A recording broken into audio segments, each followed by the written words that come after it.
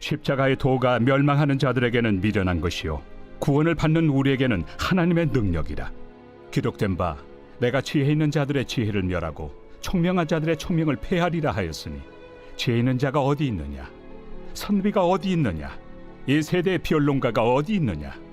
하나님께서 이 세상의 지혜를 미련하게 하신 것이 아니냐? 하나님의 지혜에 있어서는 이 세상이 자기 지혜로 하나님을 알지 못하므로 하나님께서 전도에 미련한 것으로 믿는 자들을 구원하시기를 기뻐하셨도다. 유대인은 표적을 구하고 헬라인은 지혜를 찾으나 우리는 십자가에 못 박힌 그리스도를 전하니 유대인에게는 거리끼는 것이요 이방인에게는 미련한 것이로되 오직 부르심을 받은 자들에게는 유대인이나 헬라인이나 그리스도는 하나님의 능력이요 하나님의 지혜니라.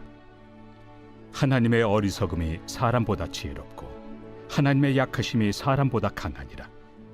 형제들아, 너희를 부르심을 보라. 육체를 따라 지혜로운 자가 많지 아니하며 능한 자가 많지 아니하며 문벌 좋은 자가 많지 아니하도다. 그러나 하나님께서 세상의 미련한 것들을 택하사 지혜 있는 자들을 부끄럽게 하려 하시고 세상의 약한 것들을 택하사 강한 것들을 부끄럽게 하려 하시며 하나님께서 세상의 천한 것들과 멸시받는 것들과 없는 것들을 택하사 있는 것들을 폐하려 하시나니 이는 아무 육체도 하나님 앞에서 자랑하지 못하게 하려 하심이라. 너희는 하나님으로부터 나서 그리스도 예수 안에 있고 예수는 하나님으로부터 나와서 우리에게 지혜와 의로움과 거룩함과 구원함이 되셨으니 기록된 바 자랑하는 자는 주 안에서 자랑하라 함과 같게 하려 함이라. 사랑하는 우리 푸른함께 성도 여러분, 또 이 아침 예배 자리에 우리가 또 영상으로 함께 나누고 있지만 생명의 말씀을 사모하는 귀한 또 우리 성도님, 또 해외에 또 다른 곳에 계시는 분, 한국에 계시는 분, 또 우리 다음 세대 청소년 여러분, 주님의 따뜻한 평강과 위로가 이 아침에 가득하시길 바랍니다. 2026년 6월 3일 수요일 고린도전서 1장 18절에서 31절 말씀을 가지고 하나님의 지혜, 세상의 지혜라는 제목을 함께 말씀 나누겠습니다. 우리가 특별히 새해일의 21일 말씀 순종 기간 함께 지나고 있습니다. 우리가 한 마음으로 함께 하나님의 말씀을 또 경청하고 그 말씀을 삶으로 살아내겠다는 이 어떤 그 마음의 결단이 이 시간 너무나도 필요한데요. 또 아침 일찍 또 보시는 분들도 있고 또 우리 저녁에 늦은 시간에 보는 분들도 있을 텐데 어떤 시간에 보든지 하나님의 말씀이 살아서 역사하시는 귀한 우리들이 되기를 원합니다.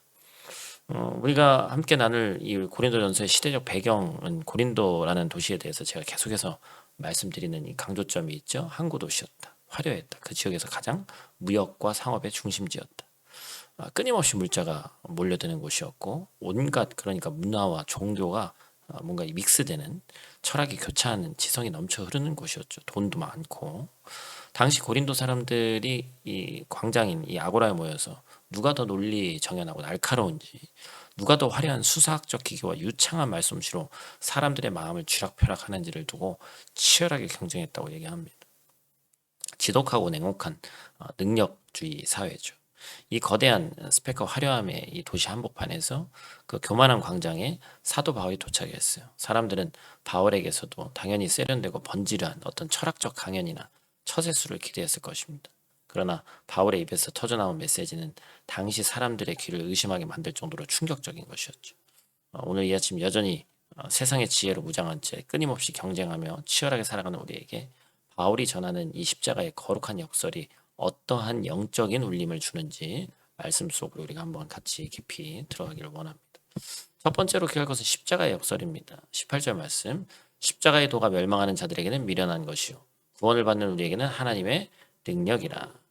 세상의 기준과 하나님의 기준은 출발점부터가 완전히 다른 것이죠.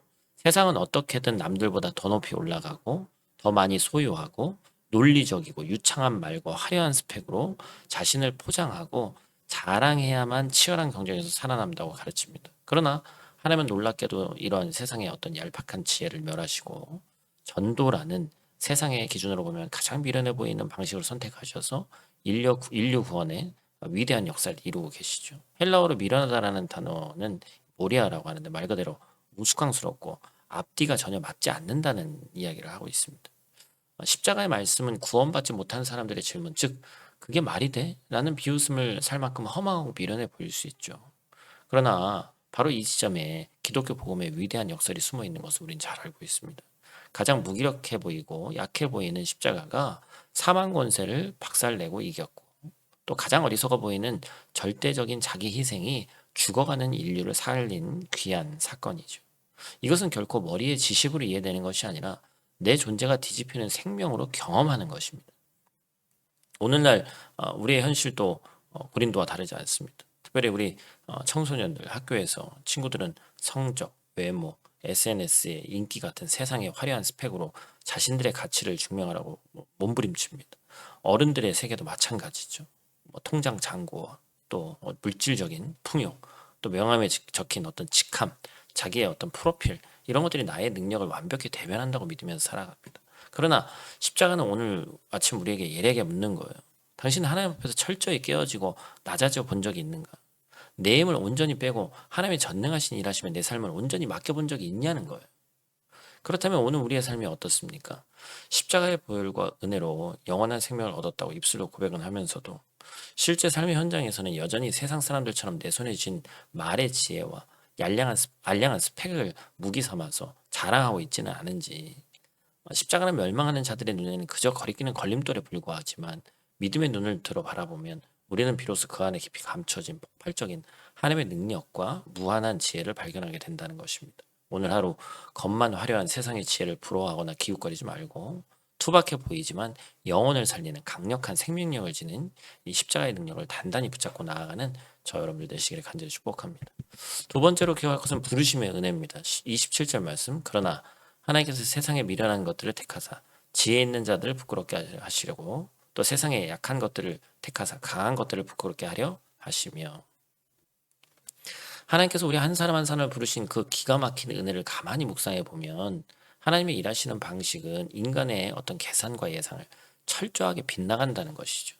만약 우리가 부패한 세상을 구원할 거대한 프로젝트를 계획했다면 아마도 세상에서 가장 똑똑한 학자들, 돈이 많은 권력자들, 힘 있는 사람들을 우선순위로, 왜냐하면 영향력이 있으니까 그들을 스카우트했을 것입니다. 그러나 하나님은 세상의 기준으로는 아무것도 내세울 것 없는 사람들, 곧 미련하고 약하고 천대받고 멸시받는 자들을 부르셨습니다. 제자들만 봐도 그렇잖아요. 이것은 하나님께서 단순히 가난하고 무능한 자들을 편애하신다는 좁은 뜻이 아니죠. 이 놀라운 부르심의 목적은 단 하나, 스스로 지혜롭고 강하다고 자부하는 세상 사람들의 헛된 교만을 철저히 무너뜨리신다는 거예요. 어떤 육체라도 감히 하나님 앞에서는 자랑하지 못하게 하려 하십니다라는 것이죠. 우리가 교회 공동체 안에서 혹은 세상의 일터 속에서 우리의 강함과 지혜로움을 훈장처럼 자랑하며 으스대는 순간이 있습니다. 그것은 나를 구원하신 하나님의 부르심에 대한 철저한 무지일 뿐만 아니라 오히려 하나님의 위대하신 능력이 나타나는 것을 가로막는 영적 방해물이 되고 말이죠. 우리는 육체의 가시 앞에서 절망하던 사도 바울이 들었던 내 능력이 약한 데서 온전해진다라는 그 주님의 음성을 가슴 깊이 새겨야 됩니다. 돌이켜보면 우리는 본래 세상 속에서 있으나 마나한 존재였어요. 그저 이리저리 휩쓸리며 살아갈 보잘것없는 존재였을지도 모릅니다. 그러나 자비로운 하나님께서 그런 우리를 만세전부터 택하셔서 그리스도 예수 안에 단단히 머물게 하셨습니다. 세상 사람들의 눈에 들만한 화려하고 번듯한 자원이 내게 없을지라도 하나님은 우리를 이미 하나님 눈에 드는 존귀한 삶으로 이미 부르셨다라는 것이죠. 특별히 이 아침에 함께 말씀 듣는 우리 장년 또 청소년 여러분, 여러분들이 친구들보다 조금 뒤처지는 것 같고 또 언어가 부족하고, 우리가 또 여기서 한국 사람인데 영어, 체코 우리나라 말이 아니잖아요. 그죠? 당장 내세울 스펙이 없다고 해서 위축되거나 좌절할 필요가 전혀 없습니다. 세상은 끊임없이 여러분이 가진 조건과 성적, 그 다음에 여러분의 능력으로 가치를 평가하려 들지만 우리 하나님은 여러분의 그 연약함과 빈 공간을 통해서 가장 강력하고 아름다운 하나님의 살아계심을 드러내기를 원하신다라는 것입니다.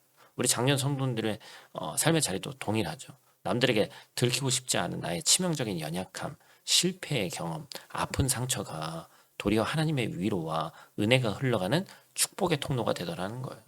내 안에는 도무지 자랑할 것이 없으며 오직 예수 그리스도 한 분밖에 없음을 온전히 깨닫는 것, 그것이 바로 우리 성도가 이 땅에서 누릴 수 있는 가장 큰 축복이자 부르심의 영광스러운 은혜인 줄로 믿습니다. 오늘 하루 우리가 무엇을 더 가졌고 무엇을 더 자랑할 수 있느냐, 어떤 그 교만한 세상의 질문 앞에 결코 주눅들거나 흔들리지 않으시기를 원합니다. 우리가 이 시간, 이 기간, 세일의 말씀 순종 기간 우리가 통과하면서 우리 내면에 이 또아리를 틀고 있는 얄팍한 계산과 세상의 처세술을 십자가 앞에 남김없이 내려놓기를 원하고, 세상 사람들의 어떤 일시적인 인정이 아니라 자격 없는 나를 예수 그리스도 안에 따뜻하게 품어주신 그 부르심의 십자가의 은혜만을 가슴 깊이 새기시기를 간절히 축복합니다. 오늘도 나의 약함을 통해 세상이 감당 못할 강함이 되어주시는 주님을 굳게 신뢰하길 원하고, 나를 구원하신 그 놀라운 은혜만을 유일한 자랑거리로 삼고 힘차게 살아내는 모든 성도님들, 또 우리 사랑하는 청소년들 되기를 주님의 이름으로 간절히 축복합니다. 오늘 하루 실천하기를 원하는 것은 신앙의 필터로 결정 내려보자라는 것입니다.